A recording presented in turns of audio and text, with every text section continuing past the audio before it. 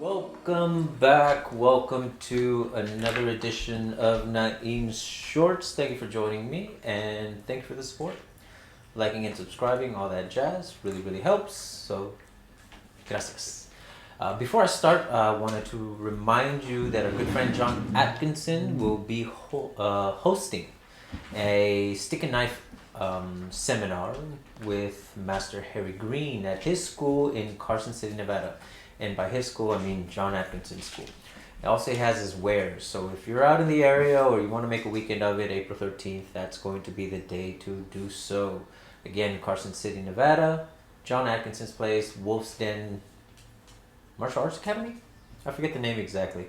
I always go with Wolf's Den Armory because of all the cool knives he makes. And I really want one of those stick hidden ones that are really cool.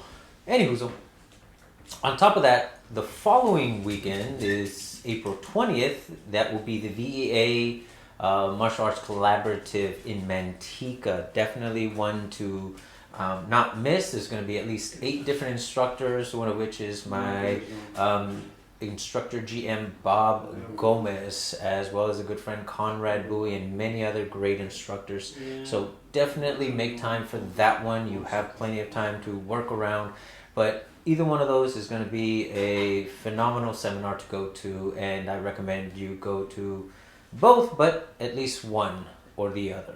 So that's to my friends. Love you guys. Hope to see you there.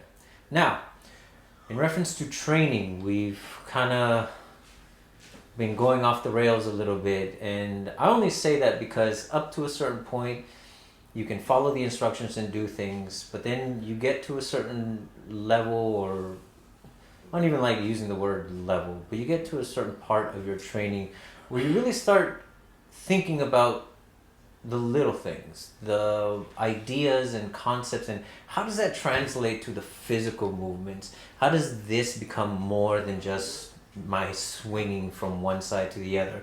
How do I make it more impactful? And I don't mean physically, like the weight or hitting harder. I mean, how do I make it more significant so it actually works in a real life situation? And I started wondering, okay, we have this concept about 360, talking about both sides of the fight, looking at your entire space available to you as well as the space available to your opponent. And my instructor asked me a very simple question.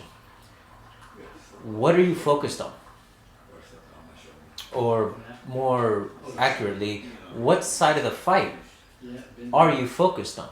Are you focused on offense or are you focused on defense? To which I first of all question, well, we don't really think about defense. We're more counteroffensive than we are defensive.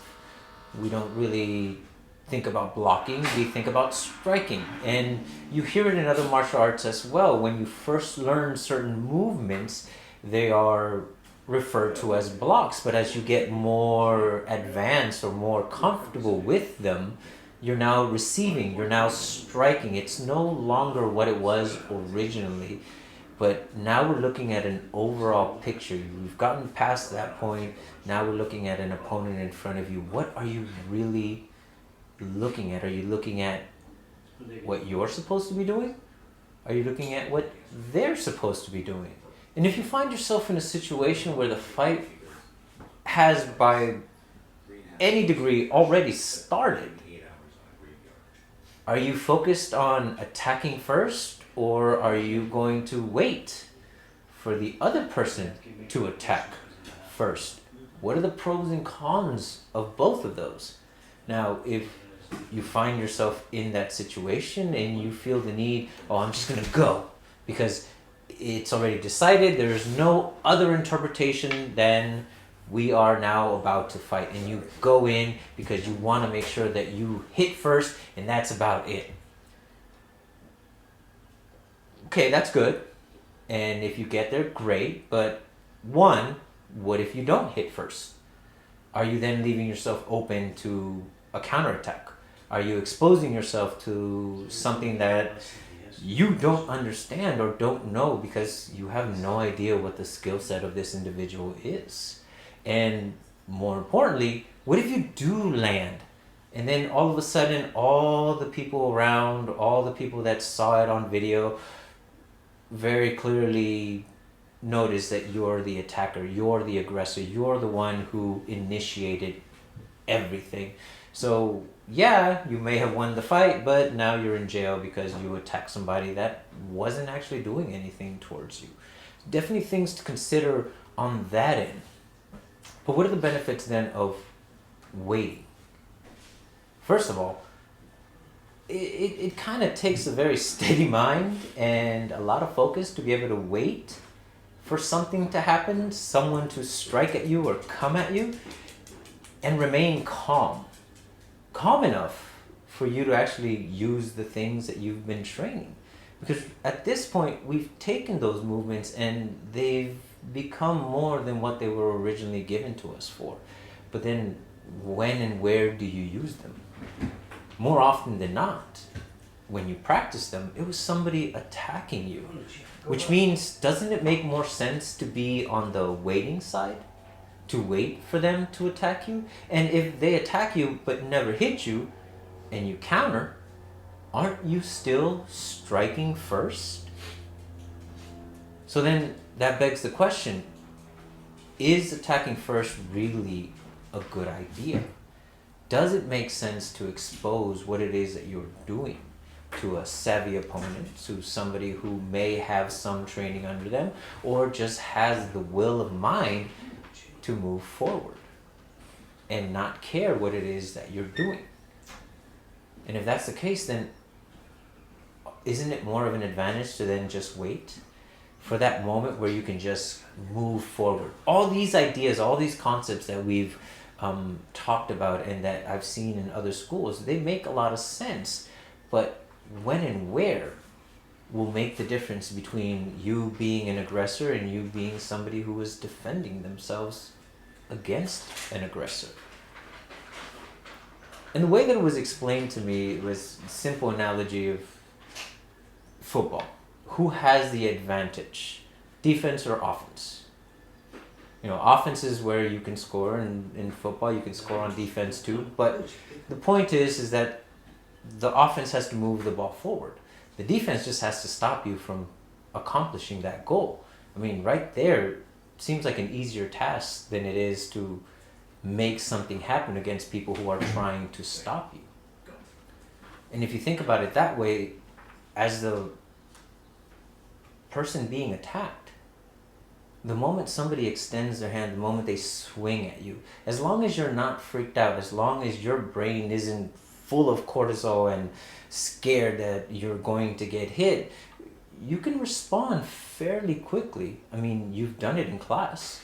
You've developed the skill sets to respond when you're supposed to, when you understand what's coming at you.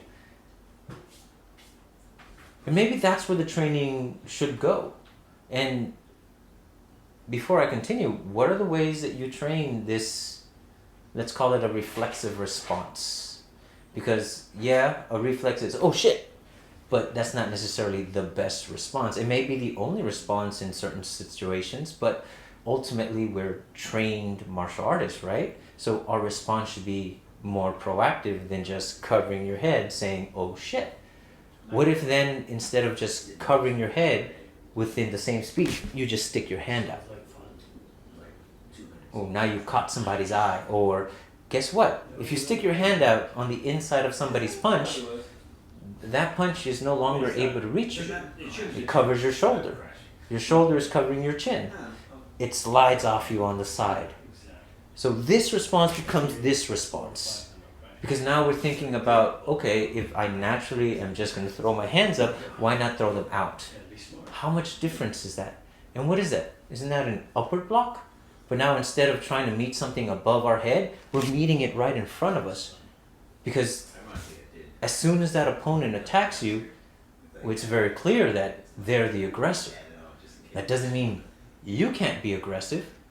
And that doesn't mean that a defense necessarily requires you to turtle up and block before you can do something. Because that would be adding a step, wouldn't it? So from here to just straight out, oh, okay, you're being aggressive, you're being counteroffensive, and I don't know if you noticed, I moved forward instinctively because I'm no longer trying to deal with this one punch, which we've all seen. All of our techniques, most of our techniques, I would say, are based off somebody throwing a punch. So we've seen it, even with sticks. Everyone does this. Everyone swings. Most of the time at your head, most of the time from the right side. Why? Because most people are right-handed. Most people want to knock you out. Whenever you see somebody aggressively attacking somebody, it's usually up here. Which is why we learn to attack the legs and then move all up and down the body. Why we go to the center line, because that's where things are most vulnerable. Which is why we can go from the inside to the outside. There are people who prefer one over the other. And I'm not saying one is wrong and I'm not saying one is right. But these are just targets now. Because if we think about the way and the module in which we learn things, we're not learning to be defensive against anything. We're learning to move stuff out of the way so we can attack. Whether you do it on the outside or on the inside, it doesn't really matter. Granted, there are some differences when it comes to size as to which one is going to be more beneficial to you, but that's something that you would then have to figure out, and that your instructor would then aid you in figuring out what would work best for you. And then also, depending on the opponent.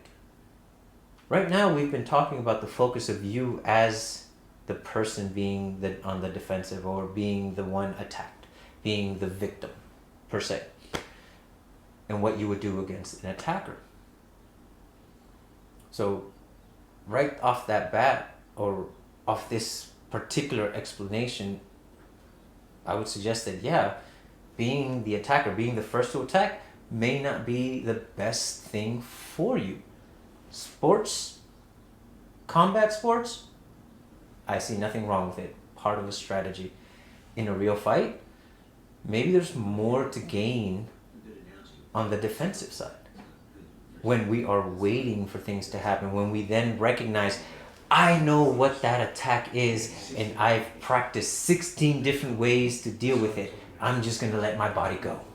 Oh, I know that type of kick. I'm just going to let my body go. Because at that point, you're just trying to survive. You just want to do enough damage to take care of that and hurt the person enough to keep them from hurting you. Just going far enough to be able to walk away. And again, the mentality behind why you train will then give you better focus. But you can't just focus on what we're doing. I am arguing that what we need to do and should be the more important focus, because that's where we're going to win, when we're focused on our proactivity and not so much just reacting to what's happening. And I want to make that clear. A reaction, oh shit, that's a reaction.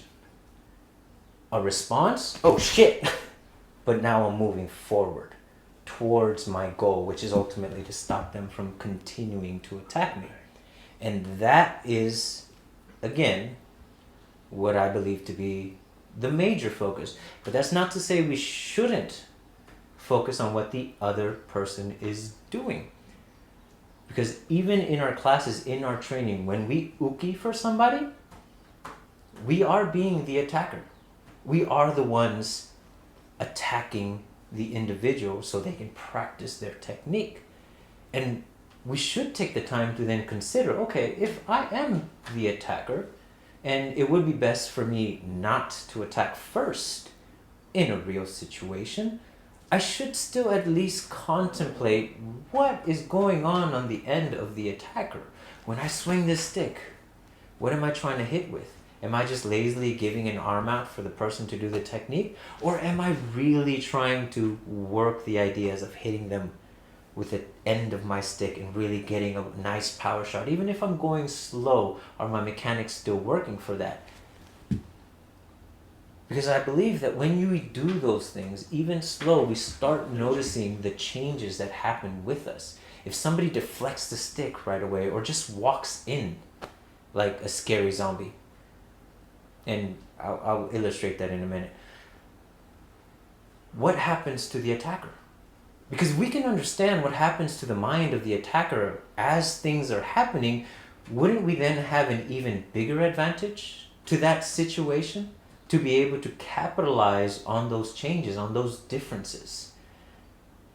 And would that make us then better at defending ourselves, better at being on the receiving end of an attack?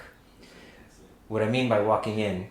Rick, would you mind helping me with this? Excuse me. Somebody's ass. Right. Coming, boss. Hey. Thank you, Rick. Oh, by the way, I want to point out that thank you, Bob Gomez. Yeah, it's a really cool shirt. I appreciate it. Yeah. It's another shirt I didn't have to buy. No, that's true. Yeah. Well, you bought so many so far. Since I don't charge my students. He charges me, it's not a lie. He has a tab. He just reminded of me earlier. Say, oh, you still owe me. That's going to be added. So what do we got? You did. Anyways, Anyways, so we were talking about the idea of it makes more sense to be on the defensive side, but even as an attacker, we should still, especially in class, be aware of the significant changes that happened. Because I just referenced somebody just walking in as I swing my sticks, and I figured you'd be best to illustrate that. So as I swing, damn it. That's me walking in straight. So again, everything that we were just talking about, instead of doing this, just that.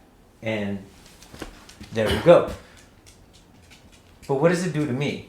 Because you know what you're doing. Right. But if we're going to understand both sides of the fight, we should understand what happens to the attacker. Yeah. One of the problems about being the guy who's striking first, you're committed. Mm-hmm.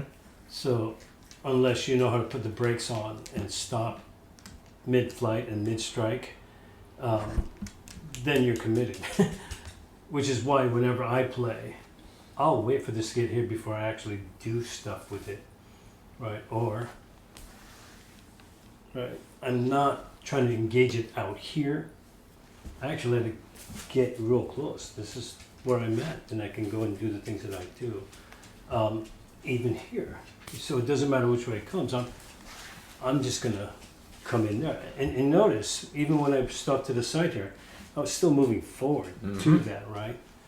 The idea is if I can get in here, I know I can get all these things. I have this stick. I don't need to worry about that.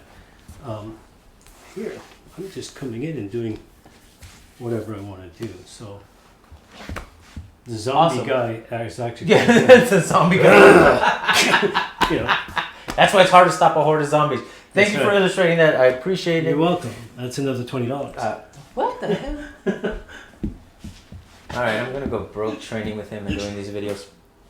But anyways, now that we've illustrated what I've been talking about in reference to both sides of the fight, understanding what happens to the attacker side. Because for me, I'm very comfortable with this. I've done this for years. And I know I can hit pretty hard. And I can get there fairly quickly. And we didn't show it in speed, but yes, he can do that in speed too. And for those of you who know Rick, you know I'm not lying. I don't even want to talk about it because it usually ends up hurting and the memories are PTSD at this point. But the point is, I'm confident in what I'm doing in delivering this strike. Your opponent, the guy that wants to hurt you, is most likely going to be very confident in their punches or their strikes or their swings. And because the way that we're talking about this, we're not talking about stopping it, blocking it. We're talking about just getting in, getting beyond it. And if we understand that to be what the focus is, for me, the attacker, it is really unnerving because I expect impact. And if somebody blocks it, guess what? I'm ready for that because, oh, I feel the impact, then I move on to something else. I get that. But when I don't feel anything, when I'm expecting to feel a thud or resistance, my arm just keeps going in and slides off. And then all of a sudden I have an elbow or a shoulder or a punch to my face. Or the person I'm trying to hit is that much closer beyond my stick, or more accurately, within the range of my stick, the brain takes a while for it to even understand what's happening. So the brain really takes a stumble. And before it can adjust, it's getting hit with something else. And then all those multiple attacks, multiple movements that we've trained, hitting low, hitting middle, hitting high, now you have a place to do all those things. And for your opponent, their brain just continues to stumble and has no way to really recover. Unless they're, I don't even want to say on drugs, but yeah, and they don't feel any of it. But even then, you're already in a position to do other things along with it. Because we always train things in sequence. We always train things one after the other in all martial arts. It's never just, no, it's always multiple things that we learn. In sticks, we learn combinations. But when and where to use them? Well, once you get past the front door. Once you get past that initial attack. And how you go about getting past that initial attack is either going to make your opponent be on more guard and pull out more tricks, get so flustered that they'll pull back and pull the weapon, or something else to give themselves a higher advantage, or it's going to give them a false sense of security, and before they know it, they're getting bombarded by a bunch of hits that they never even saw coming. Because you took the time to understand what's going to happen to that person if I do this. And more importantly, less about what you do and more about how you go about doing it. The difference from, oh shit, to, huh, to just moving in. All can be considered the same response, but the effects are different because how you use them changes. Just by considering, where are you in the fight? Sure, consider it all. But then what do you focus on? What are you going to train on this particular day that's going to give you an advantage later? And then what are other things that should be considered in a fight? Again, how do you guys train those responses so they're not panic response but more controlled, where you start focusing more on the outcome, or you go straight direct to what you're trying to accomplish instead of trying to go around, defend everything, and then look or try to find an opening? Just zombie in. It looks scary, and it is to the person who's attacking you, because so many times has Rick popped up in front of me, and this weekend we even did it with our students. At one point I got dropped. That wasn't even what they were supposed to do. I was just punching at them and they were supposed to get past them. That's it. That's all we were doing. They got so close because they kept moving forward. They felt the need to just drop me and end the fight. That sucked. My 14-year-old child dropped my ass on my back unexpectedly, but it was effective. That's what they felt was the better thing to do because they were that close. They took everything we talked about in this video and they applied it, and they said, nope, this works better, so I'm just going to end it. So then we did some throws and drops and stuff because it was relevant to the situation, but again, was not the focus. And those are the things that our students discovered by just applying these ideas. What came out? Whatever they needed at that time. And ultimately, that's what we want. We want our students to be able to adapt quickly and in real time to whatever changes happen. They're not going to know what's going to attack them, whether it's somebody who does BJJ, whether it's somebody who does karate, whether it's just a street brawler, or just some stupid kid who thinks they can get over on them because they're bigger or stronger. They have to be able to move. And that's all we're really trying to do. So how do you guys train those reactions? I know we have like reaction drills, and even in Kaju we have where one of us just attacks the other person and whatever happens, and then we evaluate. We add ideas. We give criticism and concepts that would work better than what they did, or figure out how they could do that same thing but more effectively, more to the point. So that's where this training has gone. That's where we are now mentally. Turn it over to you. What do you guys think? When and where does this become applicable? And how do you go about teaching it? I would love to hear your feedback. But thank you very much for joining me on another one of Nain's Short. I had a blast. Hope to see you on the next one. Till then, 3, 2, 1, cut! Oh, you're awesome.